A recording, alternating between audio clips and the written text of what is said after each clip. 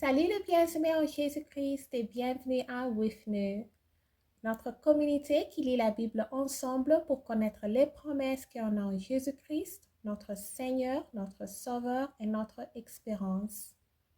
Je prie que le Saint-Esprit nous donne une révélation de ce qu'on va lire.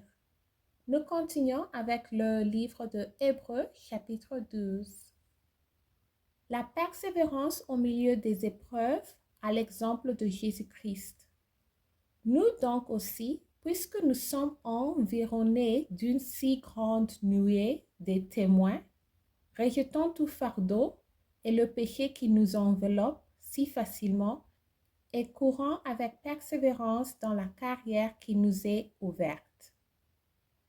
Ayant les regards sur Jésus, le chef et le consommateur de la foi, qui ont vu la joie qui lui a été réservée, a souffert la croix, méprisé l'ignominie et s'est assis à la droite du trône de Dieu.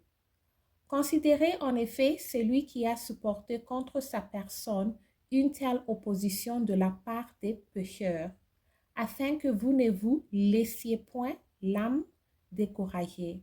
Vous n'avez pas encore résisté jusqu'au sang en luttant contre le péché. Et vous avez oublié l'exhortation qui vous est adressée comme à des fils. Mon fils, ne méprise pas le châtiment du Seigneur et ne perds pas courage lorsqu'il te reprend, car le Seigneur châtie celui qu'il aime. Et il frappe de la verge tous ceux qu'il reconnaît pour ses fils. Supportez les châtiments. C'est comme des fils que Dieu vous traite. Car quel est le fils qu'un père ne châtie pas?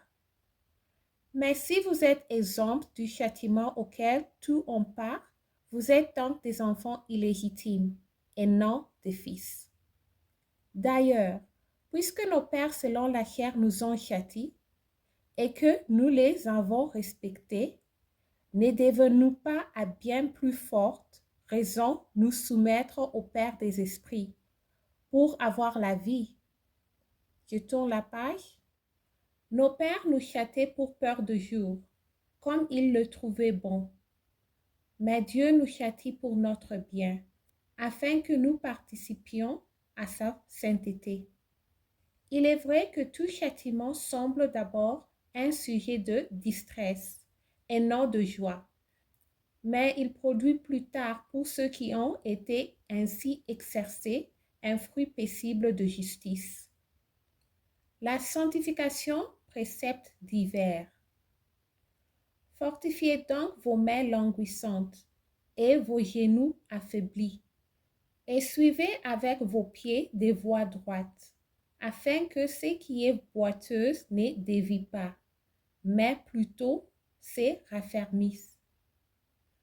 Recherchez la paix avec tout, et la sanctification, sans laquelle personne ne verra le Seigneur.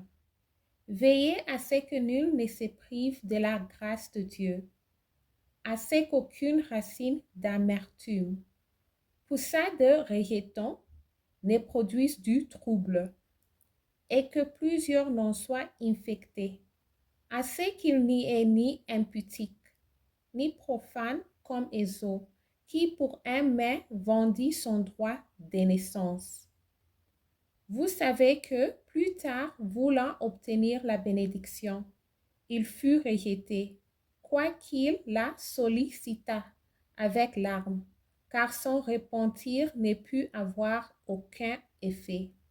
Vous ne vous êtes pas approché d'une montagne qu'on pouvait toucher et qui était embrassée par le feu, ni de la nuée, ni de ténèbres, ni de la tempête, ni du retentissement de la trompette, ni du bruit des paroles, tant que ceux qui l'entendirent demandèrent qu'il ne leur en fût adressé aucune de plus, car ils ne supportaient pas cette déclaration.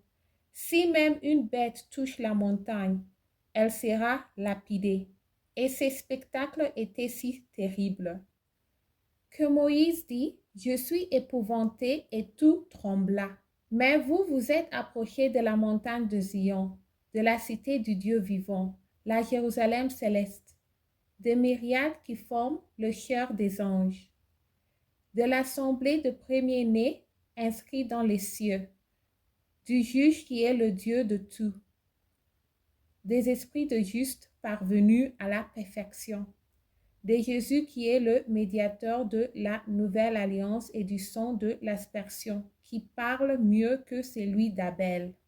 Gardez-vous de refuser d'entendre celui qui parle, car si ceux-là n'ont pas échappé, qui refusèrent d'entendre celui qui publiait des oracles sur la terre, combien moins échapperons-nous si nous nous détournons de celui qui parle du haut des cieux? Lui, dont la voix alors ébranla la terre, et qui maintenant a fait cette promesse, une fois encore j'ébranlerai non seulement la terre, mais aussi le ciel.